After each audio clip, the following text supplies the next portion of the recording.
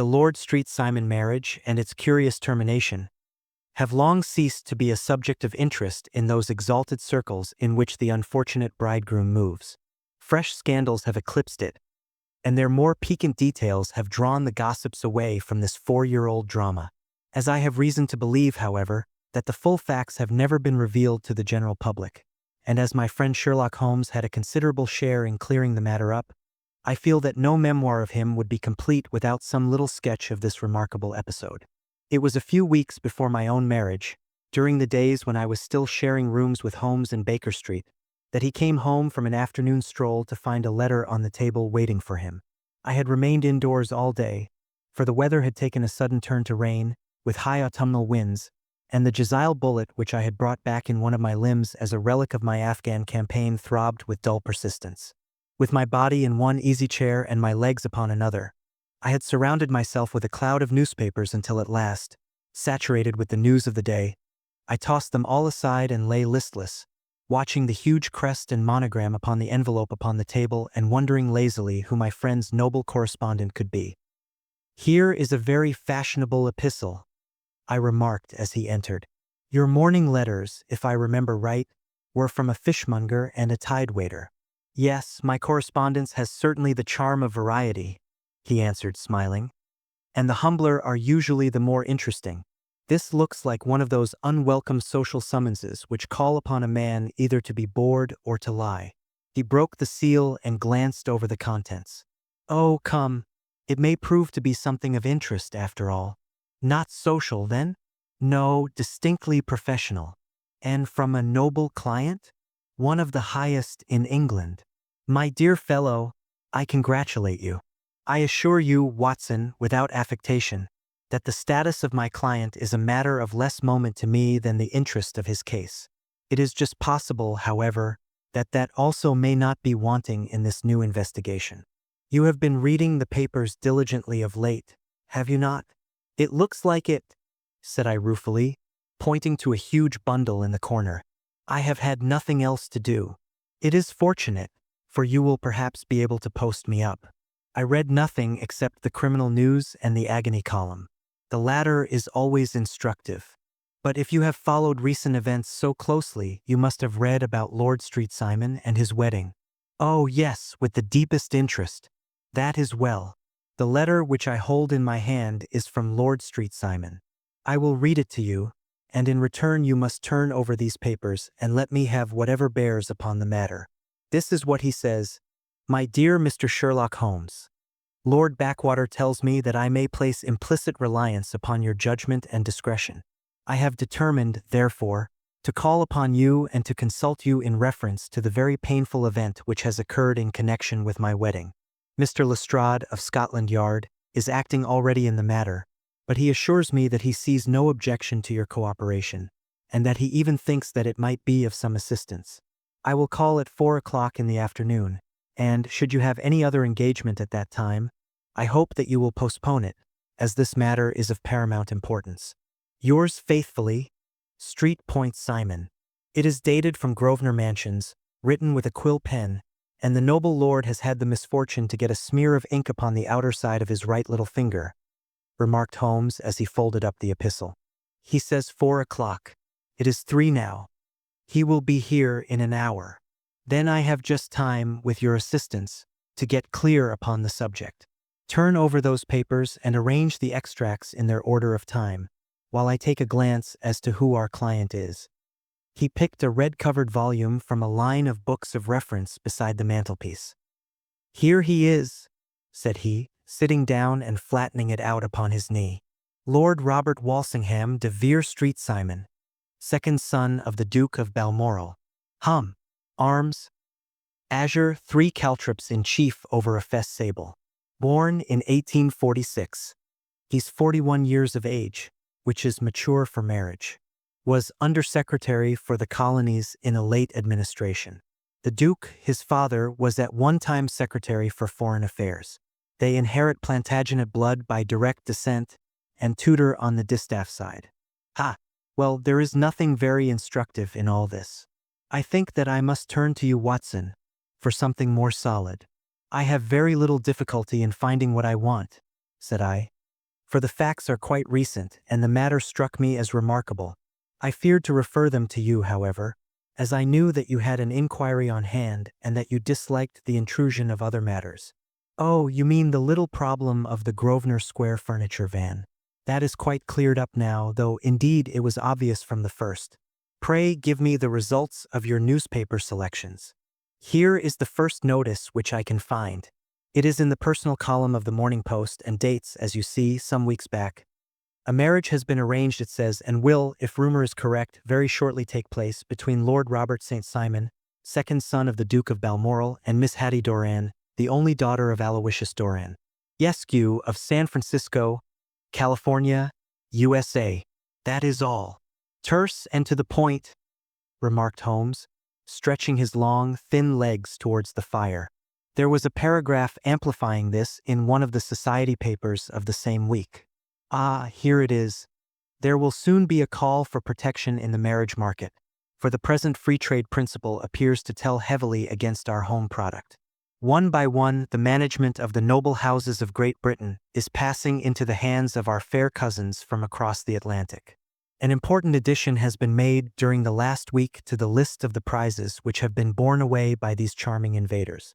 Lord St. Simon, who has shown himself for over 20 years proof against the little god's arrows, has now definitely announced his approaching marriage with Miss Hatty Doran, the fascinating daughter of a California millionaire.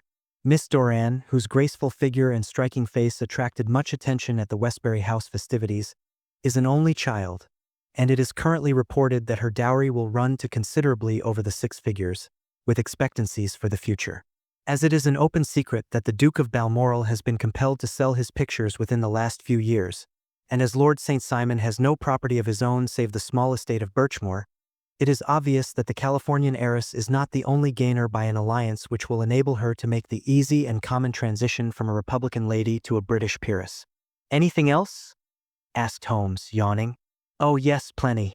Then there is another note in the Morning Post to say that the marriage would be an absolutely quiet one, that it would be at St. George's, Hanover Square, that only half a dozen intimate friends would be invited, and that the party would return to the furnished house at Lancaster Gate which has been taken by Mr. Aloysius Doran. 2 days later, that is, on Wednesday last, there is a curt announcement that the wedding had taken place, and that the honeymoon would be passed at Lord Backwater's place, near Petersfield. Those are all the notices which appeared before the disappearance of the bride. Before the what? Asked Holmes with a start. The vanishing of the lady. When did she vanish, then? At the wedding breakfast. Indeed, this is more interesting than it promised to be. Quite dramatic, in fact. Yes. It struck me as being a little out of the common. They often vanish before the ceremony and occasionally during the honeymoon, but I cannot call to mind anything quite so prompt as this. Pray let me have the details. I warn you that they are very incomplete. Perhaps we may make them less so. Such as they are set forth in a single article of a morning paper of yesterday, which I will read to you. It is headed, Singular Occurrence at a Fashionable Wedding.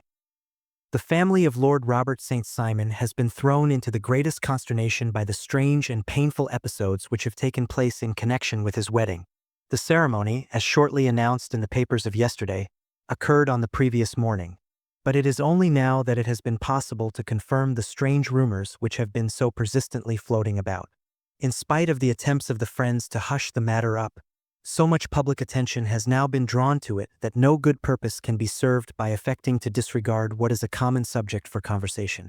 The ceremony, which was performed at St. George's, Hanover Square, was a very quiet one, no one being present save the father of the bride, Mr. Aloysius Doran, the Duchess of Balmoral, Lord Backwater, Lord Eustace and Lady Clara St. Simon, the younger brother and sister of the bridegroom, and Lady Alicia Whittington.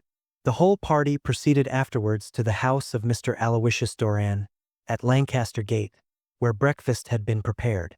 It appears that some little trouble was caused by a woman, whose name has not been ascertained, who endeavored to force her way into the house after the bridal party, alleging that she had some claim upon Lord St. Simon.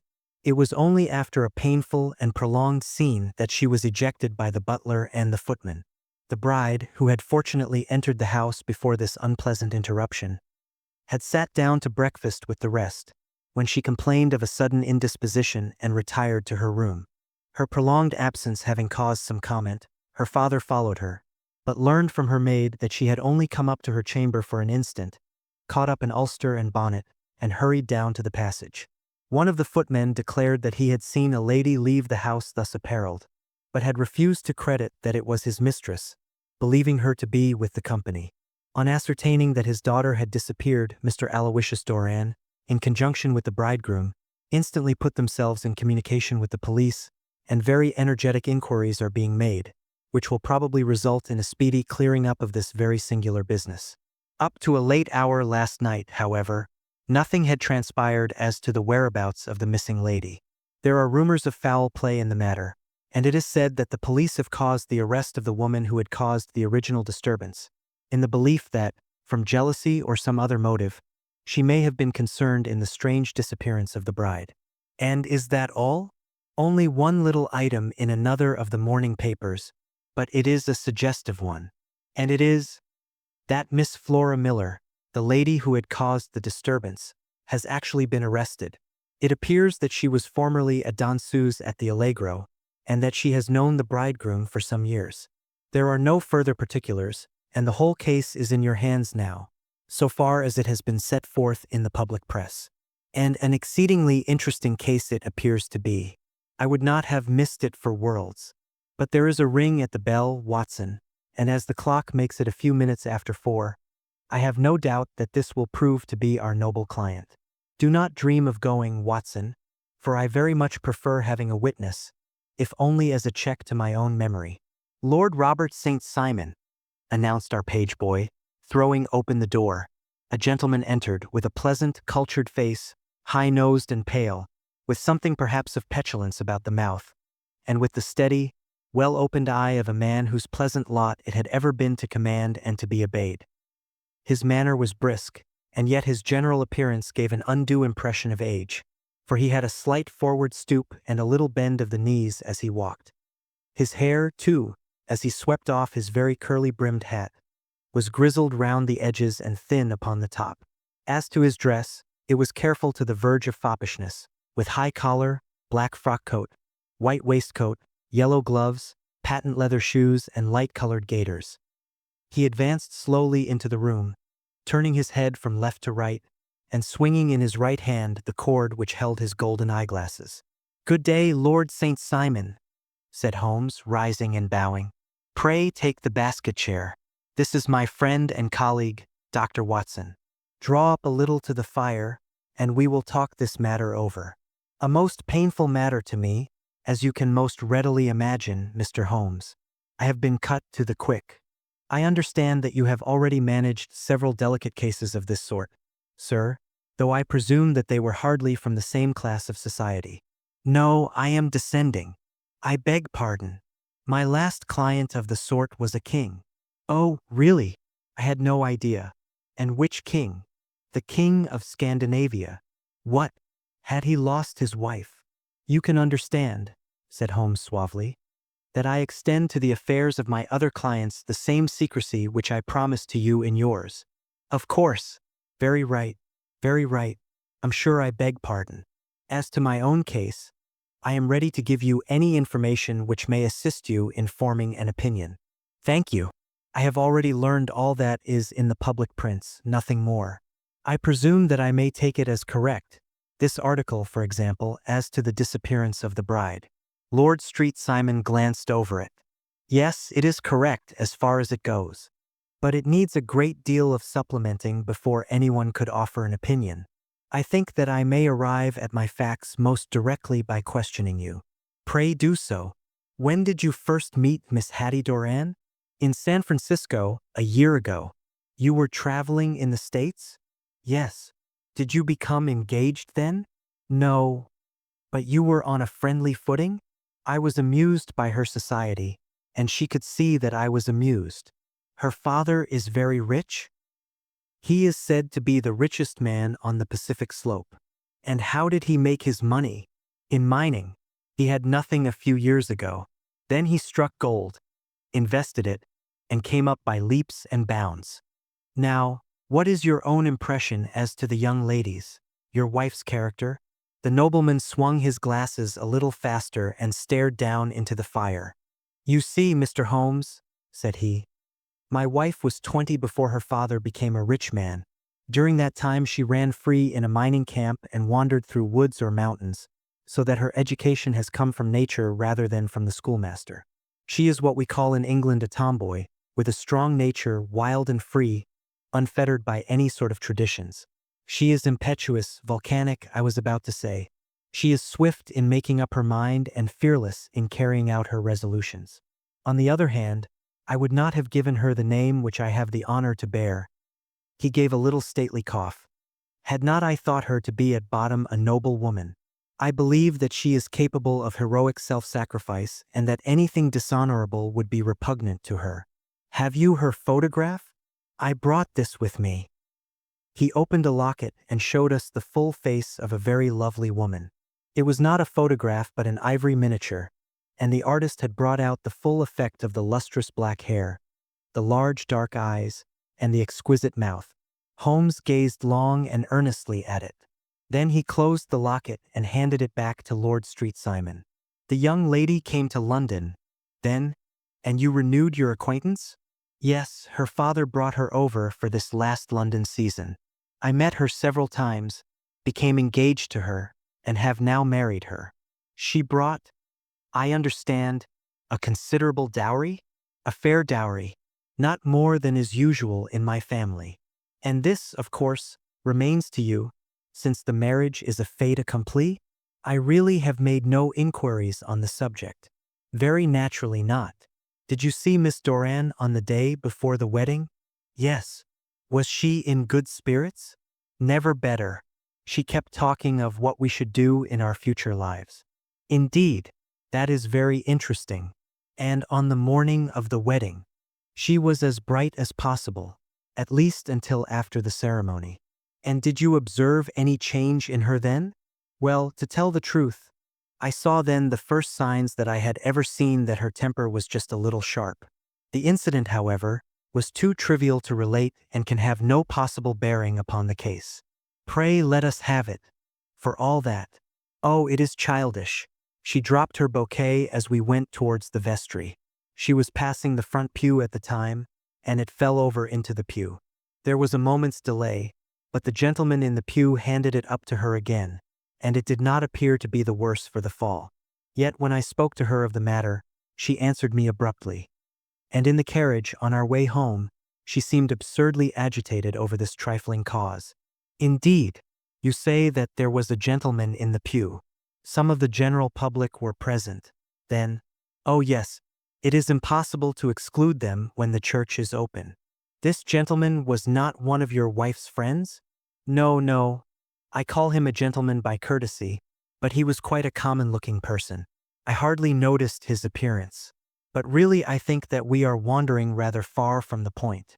Lady St. Simon, then, returned from the wedding in a less cheerful frame of mind than she had gone to it. What did she do on re-entering her father's house? I saw her in conversation with her maid. And who is her maid? Alice is her name. She is an American and came from California with her. A confidential servant? A little too much so. It seemed to me that her mistress allowed her to take great liberties. Still, of course, in America they look upon these things in a different way. How long did she speak to this Alice? Oh, a few minutes. I had something else to think of. You did not overhear what they said? Lady Street Simon said something about jumping a claim. She was accustomed to use slang of the kind. I have no idea what she meant. American slang is very expressive sometimes. And what did your wife do when she finished speaking to her maid? She walked into the breakfast room. On your arm? No, alone. She was very independent in little matters like that.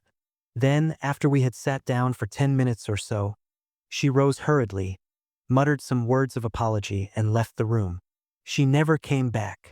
But this maid, Alice, as I understand, deposes that she went to her room, covered her bride's dress with a long ulster, put on a bonnet, and went out. Quite so.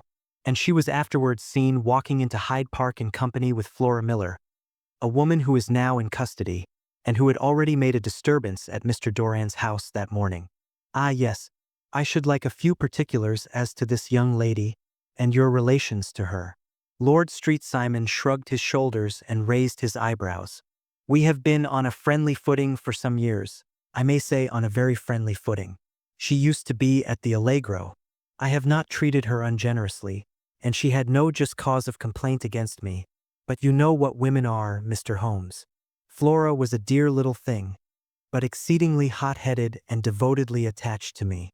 She wrote me dreadful letters when she heard that I was about to be married, and, to tell the truth, the reason why I had the marriage celebrated so quietly was that I feared lest there might be a scandal in the church.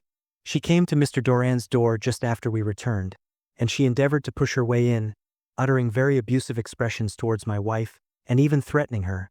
But I had foreseen the possibility of something of the sort, and I had 2 police fellows there in private clothes, who soon pushed her out again. She was quiet when she saw that there was no good in making a row. Did your wife hear all this? No, thank goodness she did not. And she was seen walking with this very woman afterwards? Yes, that is what Mr. Lestrade of Scotland Yard looks upon as so serious. It is thought that Flora decoyed my wife out and laid some terrible trap for her. Well, it is a possible supposition. You think so too? I did not say a probable one. But you do not yourself look upon this as likely. I do not think Flora would hurt a fly. Still, jealousy is a strange transformer of characters. Pray, what is your own theory as to what took place? Well, really, I came to seek a theory, not to propound one. I have given you all the facts.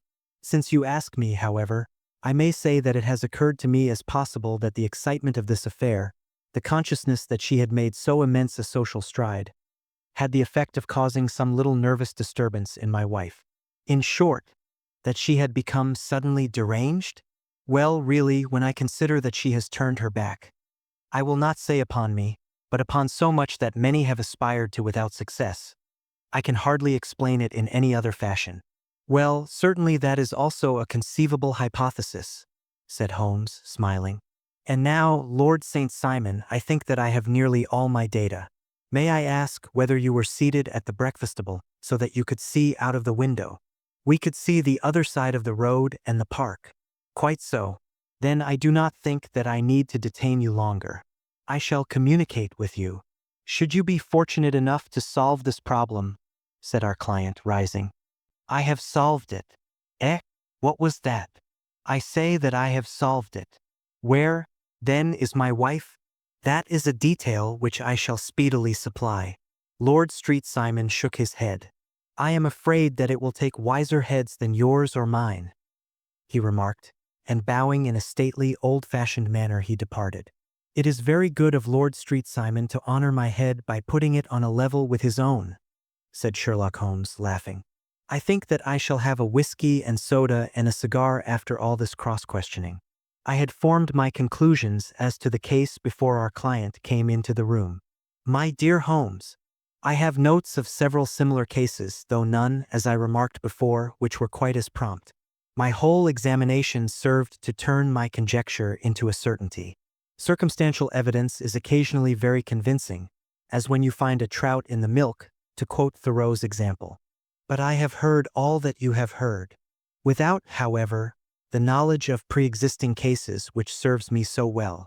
There was a parallel instance in Aberdeen some years back, and something on very much the same lines at Munich the year after the Franco-Prussian War. It is one of these cases, but— Hello, here is Lestrade. Good afternoon, Lestrade. You will find an extra tumbler upon the sideboard, and there are cigars in the box. The official detective was attired in a pea-jacket and cravat, which gave him a decidedly nautical appearance, and he carried a black canvas bag in his hand. With a short greeting, he seated himself and lit the cigar which had been offered to him. "What's up, then?" asked Holmes with a twinkle in his eye. "You look dissatisfied." "And I feel dissatisfied. It is this infernal Street Simon marriage case. I can make neither head nor tail of the business. Really, you surprise me. Who ever heard of such a mixed affair? Every clue seems to slip through my fingers. I have been at work upon it all day. And very wet it seems to have made you," said Holmes, laying his hand upon the arm of the pea-jacket. Yes, I have been dragging the Serpentine. In heaven's name, what for? In search of the body of Lady Street Simon. Sherlock Holmes leaned back in his chair and laughed heartily. Have you dragged the basin of Trafalgar Square fountain? He asked. Why? What do you mean?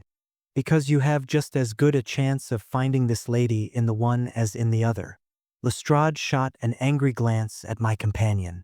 I suppose you know all about it, he snarled. Well, I have only just heard the facts, but my mind is made up.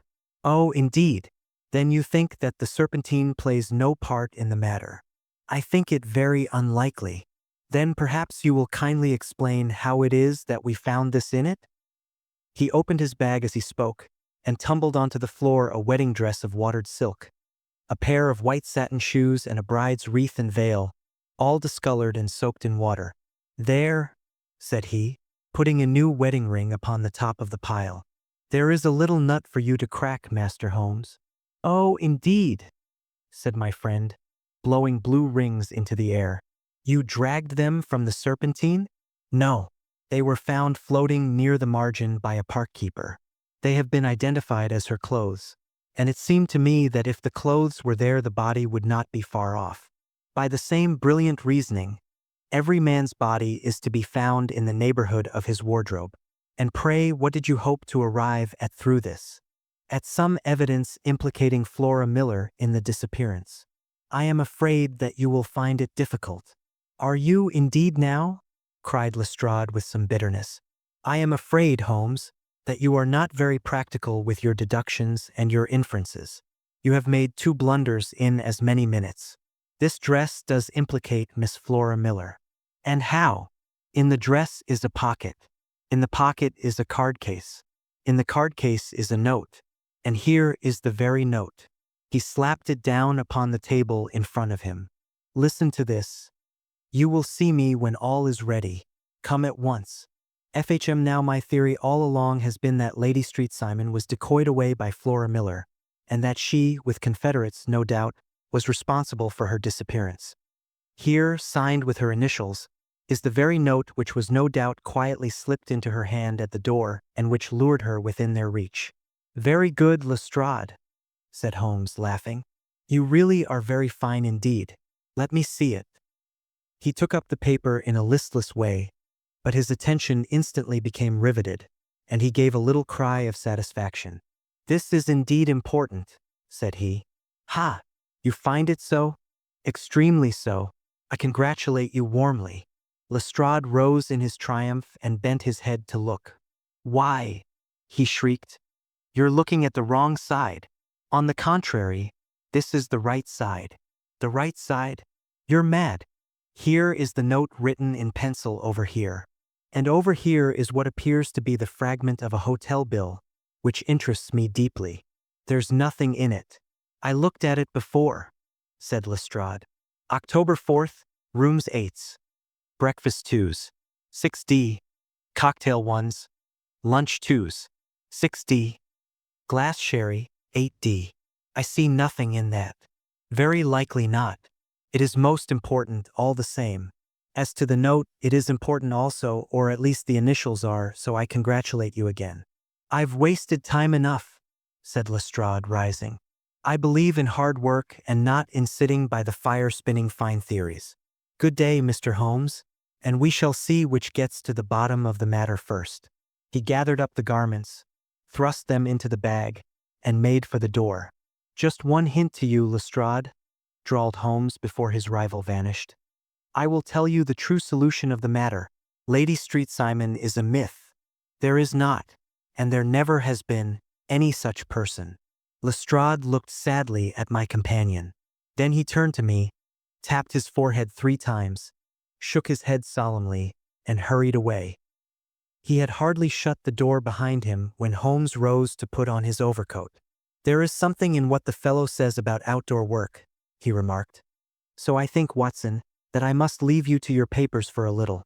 It was after 5 o'clock when Sherlock Holmes left me, but I had no time to be lonely, for within an hour there arrived a confectioner's man with a very large flat box.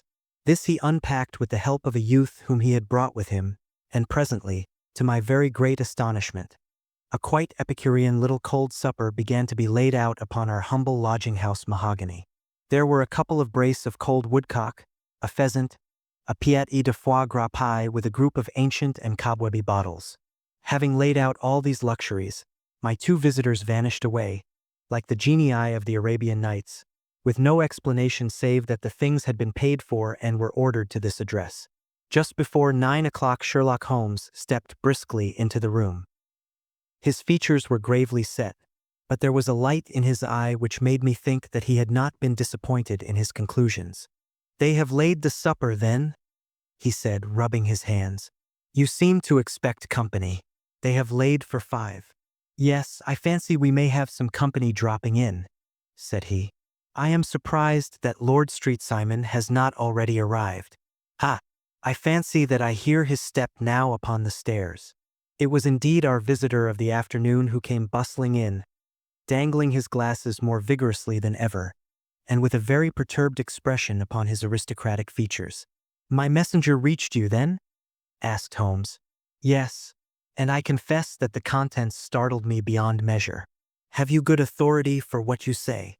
"The best possible." Lord Street Simon sank into a chair and passed his hand over his forehead. "What will the Duke say?" he murmured. "When he hears that one of the family has been subjected to such humiliation, it is the purest accident. I cannot allow that there is any humiliation." "Ah, you look on these things from another standpoint. I fail to see that anyone is to blame. I can hardly see how the lady could have acted otherwise, though her abrupt method of doing it was undoubtedly to be regretted. Having no mother, she had no one to advise her at such a crisis." "It was a slight, sir, a public slight," said Lord St. Simon, tapping his fingers upon the table. "You must make allowance for this poor girl, placed in so unprecedented a position." "I will make no allowance. I am very angry indeed, and I have been shamefully used." "I think that I heard a ring," said Holmes. "Yes, there are steps on the landing. If I cannot persuade you to take a lenient view of the matter, Lord St. Simon, I have brought an advocate here who may be more successful." He opened the door and ushered in a lady and gentleman. "Lord Street Simon," said he, "allow me to introduce you to Mr. and Mrs. Francis Hay Moulton. The lady, I think, you have already met." At the sight of these newcomers our client had sprung from his seat and stood very erect, with his eyes cast down and his hand thrust into the breast of his frock-coat, a picture of offended dignity.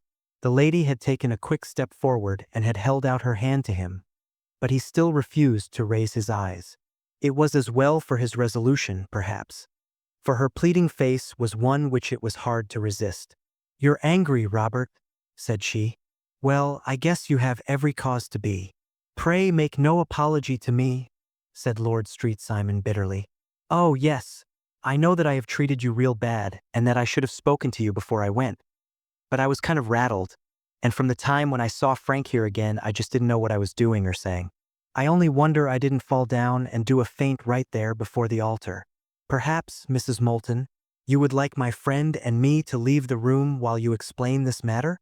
"If I may give an opinion," remarked the strange gentleman, "we've had just a little too much secrecy over this business already. For my part, I should like all Europe and America to hear the rights of it." He was a small, wiry, sunburnt man, clean-shaven, with a sharp face and alert manner. "Then I'll tell our story right away," said the lady. "Frank here and I met in '84 in McQuire's camp, near the Rockies, where Pa was working a claim. We were engaged to each other, Frank and I. But then one day Father struck a rich pocket and made a pile, while poor Frank here had a claim that petered out and came to nothing. The richer Pa grew, the poorer was Frank. So at last Pa wouldn't hear of our engagement lasting any longer, and he took me away to Frisco. Frank wouldn't throw up his hand, though. So he followed me there, and he saw me without Pa knowing anything about it. It would only have made him mad to know, so we just fixed it all up for ourselves. Frank said that he would go and make his pile, too, and never come back to claim me until he had as much as Pa. So then I promised to wait for him to the end of time and pledged myself not to marry anyone else while he lived. "Why shouldn't we be married right away then?" said he. "And then I will feel sure of you, and I won't claim to be your husband until I come back? Well, we talked it over, and he had fixed it all up so nicely with a clergyman already in waiting that we just did it right there. And then Frank went off to seek his fortune, and I went back to Pa. The next I heard of Frank was that he was in Montana, and then he went prospecting in Arizona, and then I heard of him from New Mexico. After that came a long newspaper story about how a miners' camp had been attacked by Apache Indians, and there was my Frank's name among the killed. I fainted dead away, and I was very sick for months after. Pa thought I had a decline and took me to half the doctors in Frisco. Not a word of news came for a year and more, so that I never doubted that Frank was really dead. Then Lord Street Simon came to Frisco, and we came to London, and a marriage was arranged, and Pa was very pleased. But I felt all the time that no man on this earth would ever take the place in my heart that had been given to my poor Frank. Still, if I had married Lord St. Simon, of course I'd have done my duty by him. We can't command our love, but we can our actions. I went to the altar with him with the intention to make him just as good a wife as it was in me to be. But you may imagine what I felt when, just as I came to the altar rails, I glanced back and saw Frank standing and looking at me out of the first pew. I thought it was his ghost at first, but when I looked again there he was still, with a kind of question in his eyes, as if to ask me whether I were glad or sorry to see him. I wonder I didn't drop. I know that everything was turning round, and the words of the clergyman were just like the buzz of a bee in my ear. I didn't know what to do. Should I stop the service and make a scene in the church? I glanced at him again, and he seemed to know what I was thinking, for he raised his finger to his lips to tell me to be still. Then I saw him scribble on a piece of paper, and I knew that he was writing me a note. As I passed his pew on the way out, I dropped my bouquet over to him, and he slipped the note into my hand when he returned me the flowers. It was only a line asking me to join him when he made the sign to me to do so. Of course, I never doubted for a moment that my first duty was now to him, and I determined to do just whatever he might direct. When I got back, I told my maid, who had known him in California, and had always been his friend. I ordered her to say nothing, but to get a few things packed and my ulster ready. I know I ought to have spoken to Lord St. Simon, but it was dreadful hard before his mother and all those great people. I just made up my mind to run away and explain afterwards. I hadn't been at the table 10 minutes before I saw Frank out of the window at the other side of the road. He beckoned to me and then began walking into the park. I slipped out, put on my things, and followed him. Some woman came talking something or other about Lord Street Simon to me. Seemed to me from the little I heard as if he had a little secret of his own before marriage also, but I managed to get away from her and soon overtook Frank. We got into a cab together, and away we drove to some lodgings he had taken in Gordon Square, and that was my true wedding after all those years of waiting. Frank had been a prisoner among the Apaches, had escaped, came on to Frisco, found that I had given him up for dead and had gone to England, followed me there, and had come upon me at last on the very morning of my second wedding. I saw it in a paper, explained the American. It gave the name and the church, but not where the lady lived. Then we had a talk as to what we should do, and Frank was all for openness, but I was so ashamed of it all that I felt as if I should like to vanish away and never see any of them again, just sending a line to Pa, perhaps, to show him that I was alive. It was awful to me to think of all those lords and ladies sitting round that breakfast table and waiting for me to come back. So Frank took my wedding clothes and things and made a bundle of them, so that I should not be traced, and dropped them away somewhere where no one could find them. It is likely that we should have gone on to Paris tomorrow, only that this good gentleman, Mr. Holmes, came round to us this evening, though how he found us is more than I can think, and he showed us very clearly and kindly that I was wrong and that Frank was right, and that we should be putting ourselves in the wrong if we were so secret. Then he offered to give us a chance of talking to Lord Street Simon alone, and so we came right away round to his rooms at once. Now, Robert, you have heard it all, and I am very sorry if I have given you pain, and I hope that you do not think very meanly of me. Lord Street Simon had by no means relaxed his rigid attitude, but had listened with a frowning brow and a compressed lip to this long narrative. "Excuse me," he said, "but it is not my custom to discuss my most intimate personal affairs in this public manner." "Then you won't forgive me? You won't shake hands before I go?" "Oh, certainly, if it would give you any pleasure." He put out his hand and coldly grasped that which she extended to him. "I had hoped," suggested Holmes, "that you would have joined us in a friendly supper." "I think that there you ask a little too much," responded his lordship. "I may be forced to acquiesce in these recent developments, but I can hardly be expected to make merry over them. I think that, with your permission, I will now wish you all a very good night." He included us all in a sweeping bow and stalked out of the room. "Then I trust that you at least will honor me with your company," said Sherlock Holmes. "It is always a joy to meet an American, Mr. Moulton, for I am one of those who believe that the folly of a monarch and the blundering of a minister in far-gone years will not prevent our children from being someday citizens of the same worldwide country under a flag which shall be a quartering of the Union Jack with the stars and stripes." "The case has been an interesting one," remarked Holmes when our visitors had left us, "because it serves to show very clearly how simple the explanation may be of an affair which at first sight seems to be almost inexplicable. Nothing could be more natural than the sequence of events as narrated by this lady, and nothing stranger than the result when viewed, for instance, by Mr. Lestrade of Scotland Yard." "You were not yourself at fault at all, then?" "From the first, two facts were very obvious to me. The one that the lady had been quite willing to undergo the wedding ceremony, the other that she had repented of it within a few minutes of returning home. Obviously something had occurred during the morning, then, to cause her to change her mind. What could that something be? She could not have spoken to anyone when she was out, for she had been in the company of the bridegroom. Had she seen someone, then? If she had, it must be someone from America, because she had spent so short a time in this country that she could hardly have allowed anyone to acquire so deep an influence over her that the mere sight of him would induce her to change her plans so completely. You see, we have already arrived, by a process of exclusion, at the idea that she might have seen an American. Then who could this American be, and why should he possess so much influence over her? It might be a lover, it might be a husband. Her young womanhood had, I knew, been spent in rough scenes and under strange conditions. So far I had got before I ever heard Lord St. Simon's narrative. When he told us of a man in a pew, of the change in the bride's manner, of so transparent a device for obtaining a note as the dropping of a bouquet, of her resort to her confidential maid, and of her very significant allusion to claim-jumping, which in miners' parlance means taking possession of that which another person has a prior claim to, the whole situation became absolutely clear. She had gone off with a man, and the man was either a lover or was a previous husband, the chances being in favor of the latter. And how in the world did you find them? It might have been difficult, but friend Lestrade held information in his hands the value of which he did not himself know. The initials were, of course, of the highest importance, but more valuable still was it to know that within a week he had settled his bill at one of the most select London hotels. How did you deduce the select? By the select prices. 8 shillings for a bed and 8 pence for a glass of sherry pointed to one of the most expensive hotels. There are not many in London which charge at that rate.